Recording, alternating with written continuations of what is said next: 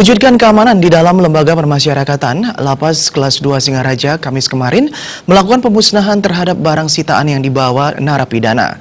Barang-barang yang dimusnahkan tersebut merupakan hasil sitaan yang dilakukan pihak lapas selama 1 tahun di tahun 2017 lalu.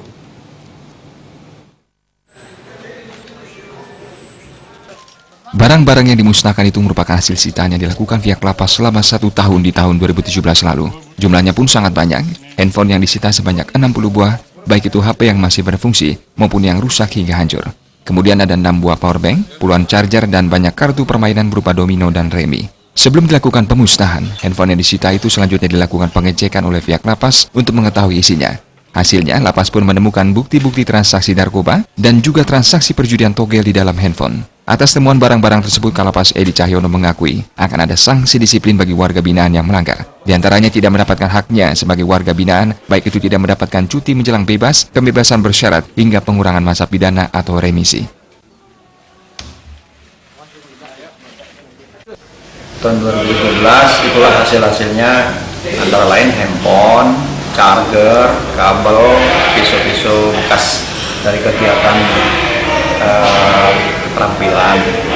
Itu razia bulan pertama pada saat saya di sini, bulan 2, bulan 3 sampai bulan 5. 3 bulan hasilnya ya mengejutkan lah, sampai ada kita jumlahnya sekitar kalau nggak salah 60 handphone, termasuk yang baik ataupun yang sudah dihancurkan.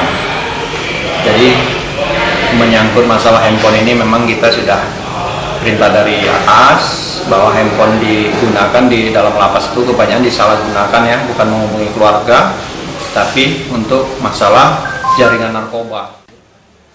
Hingga kini razia untuk penggeledahan barang terlarang di dalam lapas terus dilakukan secara berkesinambungan. Dalam sebulan akan dilakukan razia 7 hingga 8 kali. Karena jika ada kelalaian dari pintu masuk utama pengunjung yang memasukkan barang, penggeledahan inilah sebagai upaya pencegahan terakhir. Komang Yuda, Bali TV.